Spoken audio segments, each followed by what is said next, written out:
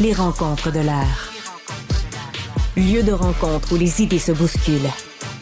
Où la libre expression et la confrontation d'opinions secouent les conventions. Des rencontres où la discussion procure des solutions. Des rencontres où la diversité de positions enrichit la compréhension. Les rencontres de l'heure. C'était hier, on l'a dit, le grand événement sportif quasiment religieux aux États-Unis, le Super Bowl, avec ça, avec un élément politique, Taylor Swift apparemment. Donc moi, je suis pas fan de Super Bowl, et encore moins de Taylor Swift, mais notre analyste politique, elle, y connaît quelque chose. Emmanuel Latraverse, bonjour. Je n'y connais pas grand-chose, mais c'est ce qui m'a fasciné avec l'événement d'hier. Faut que je t'explique, je n'avais aucune intention d'écouter le Super Bowl. Taylor Swift, ça m'intéresse pas particulièrement et ça intéresse pas mon ado non plus. Alors, j'étais peinarde. Délivrée. J'étais libérée du Super Bowl. Mais bien sûr, il faut voir le spectacle de la mi-temps, etc. Et là, il nous montre Taylor Swift qui attend et qui prie pour la victoire de son homme. Alors là, on s'est totalement fait embarquer dans la fin de la partie et j'ai compris pourquoi Taylor Swift a amené 300 millions de dollars en revenus supplémentaires à la LNH. Et pourquoi? À la LNH ou non, à la NFL. Tu connais mon. Ouais, alors voilà, ça illustre ma profonde compréhension du sport. C'est que le football est un sport très simple à expliquer, dans lequel il y a énormément de suspense et dans lequel, objectivement, dès qu'il se passe quelque chose, il y a une reprise au ralenti. Alors, contrairement aux autres sports où quand il se passe quelque chose, tu ne l'as pas vu parce que tu ne sais pas regarder et puis tu ne connais rien, au football, en 10 minutes, tu as appris à suivre une partie. Alors, si toutes les petites filles qui aiment Taylor Swift aux États-Unis veulent la voir à l'écran 25 secondes, qu'est-ce qu'elles font aux États-Unis? Elles regardent la partie de football avec papa. Puis qu'est-ce qu'il fait, papa? Mais il peut expliquer la partie de football à petite, qui tout d'un coup trouve ça le fun et est complètement accro au football. Alors, c'est le mariage de la pop culture avec la pédagogie du sport mis ensemble. Et donc, c'est absolument merveilleux. Arrivons à l'essentiel un instant avant de toucher le deuxième aspect de la chronique, la politique. Parce que le sport, c'est bien, Taylor Swift, c'est peut-être bien, mais la politique, c'est encore mieux. Alors, on dit que Taylor Swift aurait la capacité d'être un acteur électoral qui compte à l'horizon de la présidentielle. C'est-à-dire, elle pourrait convaincre suffisamment de gens, de voter à tout le moins, sinon pour Joe Biden, à tout le moins contre Donald Trump. Elle pèse vraiment politiquement? Elle pèse, je ne crois pas qu'elle pèse politiquement, elle pèse dans la psyché collective d'une grande partie de l'électorat américain parce que, écoute, Mathieu, quand elle se déplace dans une ville pour un concert, elle a un impact sur le PIB de la ville. Je veux dire, ça dépasse l'entendement, son influence.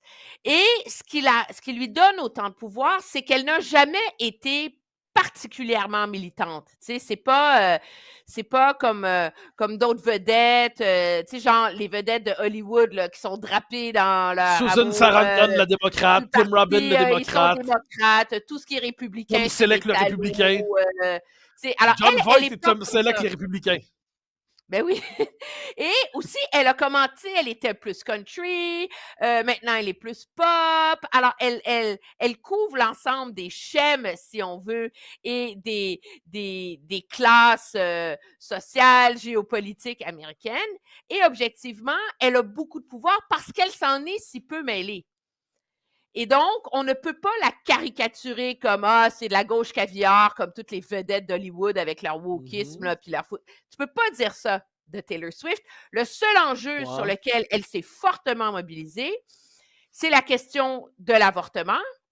Et pas d'un point de vue tant féministo-idéologique là, qu'on reconnaît davantage au mouvement progressif pro-choix, mais du point de vue de l'impact réel que ça aurait sur la santé des jeunes femmes pauvres, défavorisées aux États-Unis, dans les États comme celui d'où elle vient. Alors, c'est ce qui fait que, tu sais, quand tu n'utilises pas une arme souvent, cette arme-là gagne en pouvoir. Et c'est ce qui fait qu'elle aurait beaucoup de pouvoir, mais en même temps, moi, je pense pas qu'elle va embarquer tant que ça. Je pense qu'elle a plus de pouvoir en se retenant qu'en devenant une actrice active, si on veut, de la scène politique. Alors, une dernière question sur ça avant de dire du mal de l'État fédéral canadien. Taylor Swift, néanmoins, bon, c'est une figure, il y en a d'autres, mais en dernière instance, est-ce qu'on surestime pas l'importance politique de ces figures médiatiques qui sont tout à fait légitimes dans leur droit d'intervenir, mais en dernière instance, les électeurs ne prennent pas leur consigne de vote chez une chanteuse?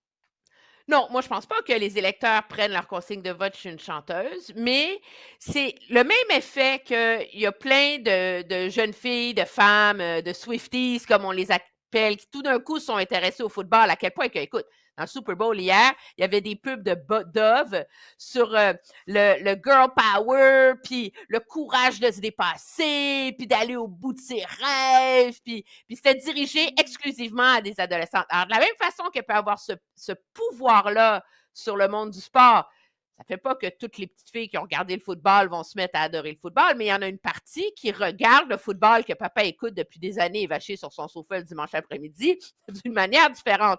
Alors, est-ce que son intervention sur certains enjeux précis n'incite pas des gens à voter, mais les incite à réfléchir et à se mobiliser? Et c'est là-dessus qu'elle a été très habile. Elle ne s'est pas prononcée pour Joe Biden, pour ceci, pour cela, mais davantage pour le droit à l'avortement. Et donc, c'est en regard d'une cause précise. Et juste ça, ben, ça peut avoir un impact énorme. Puis je pense que la preuve qu'elle a un impact énorme, c'est la peur farouche qu'elle éveille chez une partie de la base républicaine, chez tous la frange conspi, alors que l'Internet regorge de faux engagements électoraux de elle, de sorties dithyrambiques. Et là, je t'épargne les conspirations complètement débiles là, autour du fait qu'elle ne serait pas vraiment en amour avec son amoureux qui joue au football, puis que tout ça, c'était organisé avec les gars des vues pour faire de l'argent. Je veux dire, on n'a même pas besoin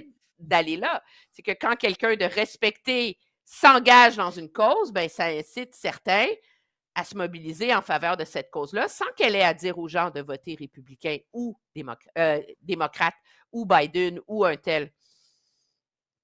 OK. Alors, basculons en politique maintenant. Je m'intéresserai au Super Bowl la prochaine fois, l'an prochain, et à Taylor Swift la prochaine fois dans une autre vie. Le Super Bowl, bon, là, mais faut que tu regardes la partie avec quelqu'un qui connaît ça. Ça prend 10 minutes de comprendre. j'ai essayé, ça va toujours ennuyer. Mais, ce qui me plaît dans la vie, c'est de dire du mal de l'État fédéral canadien. Or, mais là, tu vas y participer toi aussi. Arrive Cannes, un programme qui devait coûter très, très peu et qui a coûté très, très cher. Oui, c'est absolument, je veux dire, ça fait longtemps que je suis à Ottawa, des scandales de mésappropriation de fonds publics, j'en ai vu, mais de cette ampleur-là, jamais. Et de l'espèce de règlement de compte vitriolique que ça a occasionné, c'est ça qui est encore plus surprenant. Alors, arrive Cannes, rappelons-nous, on était dans la pandémie, il fallait avoir nos preuves de vaccin, les papiers, blabla. On a la brillante idée de faire une appli pour les téléphones des gens, c'est plus simple. Tout ça, ça devait coûter 80 000, ça en a coûté 54 millions. Il faut quand même le faire. Qu'est-ce qui s'est passé? C'est beaucoup quand même. Mais ce qui s'est passé, c'est quand même hallucinant, c'est que le gouvernement a donné le contrat à une entreprise de consultants qui avait 2 employés, qui, eux, par la suite, ont sous-contracté des parties de l'appli à d'autres sous-contractants qui ont sous-contracté. Tu vois-tu, ça devient comme c'est presque comme un Ponzi scheme, cette histoire-là. Et cette première firme de consultants qui a reçu le contrat n'avait aucune expertise particulière pour le faire. Et ce qu'on a découvert au fil, parce qu'il y a eu une enquête parlementaire sur le sujet, et c'est là que ça devient absolument fascinant, c'est que le directeur de projet dit qu'il a été forcé de choisir cette entreprise-là par son patron, qui était le directeur des services technologiques, lequel lui renvoie la balle. Donc, tout le monde a compris qu'il y a eu du favoritisme dans l'attribution de ce contrat-là. Mais ce que ça illustre de manière spectaculaire de ce qu'on en sait jusqu'ici, c'est à quel point tu peux avoir un projet. C'est surtout vrai dans les enjeux de nouvelles technologies parce que les hauts gestionnaires n'y comprennent rien, donc sont obligés de faire des chèques en blanc, qui s'emballent et dont on perd absolument le contrôle pour une raison très simple. c'est que les gens qui en ont la gestion et les remparts habituels, comme ils ne comprennent pas le fin fond de comment ça fonctionne, finissent par se faire avoir. Et donc, OK, on a OK, ça, hâte je comprends. d'avoir le rapport de la vérificatrice générale là-dessus. Mais là, il y a quand même un effet d'ampleur, d'échelle qui est incroyable. 80 000, plusieurs dizaines de millions. Donc, il n'y a pas, à un moment donné, dans tout ça, quelque part comme une opération de contrôle où on se dit, bordel, c'est rendu à 200 000, c'est rendu à 1 million, c'est rendu à 5 millions, c'est rendu à 10 millions, c'est rendu à... Il n'y a pas, à un moment donné, quelqu'un qui est responsable minimalement. Tu sais, l'argent public n'existe pas, comme j'aime le dire. Hein. Tout ce qui existe, c'est l'argent des contribuables qui est confisqué par l'État dans ses techniques fiscales pour financer ensuite le mammouth étatique. Donc, il n'y a pas un élément de contrôle minimal là-dedans qui était censé apparaître. Mais c'est ce qu'on va comprendre essentiellement. Ce qu'on a compris jusqu'ici, c'est qu'il y a eu du favoritisme et des règlements de compte. OK. Ce qu'on a compris jusqu'ici, c'est que les appels d'offres étaient faits, étaient truqués, OK, pour favoriser cette entreprise-là et ses sous-contractants par la suite. Donc, et ce qu'on sait, c'est qu'il y a une enquête de la GRC à ce sujet-là. Donc, côté malversation, corruption, etc., il y a des doutes sérieux, on en aura la lumière. Mais d'essayer de comprendre, comme tu l'expliques, comment tous les remparts habituels sont supposés et toutes les lumières rouges sur le tableau de bord n'ont pas fonctionné et pourquoi, c'est ce que permet de faire la vérificatrice générale parce qu'elle a des pouvoirs de subpoena, parce qu'elle rentre dans les bureaux et elle obtient les documents. Là. Ouais. Alors, c'est pour ça que ça va être intéressant. Puis moi, je pense que c'est doublement intéressant que on arrive Cannes, mais comment ça va informer tout ce qui cloche, je crois, dans la façon du gouvernement de gérer ces contrats-là. De un, cette obsession de toujours faire appel à des consultants externes. Je veux dire, il y a 300 000 fonctionnaires dans la fonction publique. Tu ne peux pas en former 50 000 pour être capable de gérer ces trucs-là. Paye-les, puis créer. Pourquoi il y a cette absence d'expertise interne? Et si on comprend ce qui a basculé dans Arrive-Can, où on est passé de 80 à 54 millions, 80 000 à 54 millions, ben, est-ce qu'il y a des mécanismes là-dedans qui permettent d'expliquer pourquoi on a les problèmes qu'on a eus avec Phoenix, par exemple? Pourquoi tous les grands projets? Parce qu'il y a une ligne directrice là-dedans, là, c'est la perte de contrôle absolue. Ben, justement, je te soumets une hypothèse. C'est-à-dire qu'à partir d'un certain seuil de développement, l'État n'a d'autre logique que sa propre croissance. Donc, au-delà du fait qu'il peut rendre des services correctement ou non, l'administration ne cesse de trouver des raisons pour s'étendre, pour justifier son expansion et ne répond plus à des critères extérieurs de validité, de rationalité. Elle a sa propre logique, c'est le mammouth doit croître. Est-ce qu'il n'y a pas un peu quelque chose là-dedans, une forme d'obésité bureaucratique incontrôlable et morbide? Ben, dans les faits, il y en a une, mais je ne suis pas certaine que la cause, c'est cette force d'inertie qui amène à la croissance absolue. Ce qu'on voit jusqu'ici, c'est une culture interne de un qui a été mise en place depuis l'arrivée du gouvernement Trudeau à l'effet que l'argent n'a plus de valeur. Donc, il n'y a plus de discipline dans la façon dont on gère ces projets-là. Et où, comme la fin justifie toujours les moyens, mais on peut toujours avoir un prétexte pour dépenser davantage. Mais je crois que le fond du problème là-dedans, puis l'idée ne vient pas de moi, c'est Donald Savoie que tu connais, mais qui est quand même un politicologue en Atlantique, mais qui est un des grands politicologues qui comprend de l'intérieur les forces et la machine de l'État fédéral. Il lui fait valoir que ce que toutes ces affaires-là révèlent, c'est qu'on est dans un monde où il y a une telle désintérêt à comprendre comment fonctionnent ces enjeux de technologie, d'informatique, de système au sein du haut appareil de l'État qu'il ne peut pas y avoir de contrôle.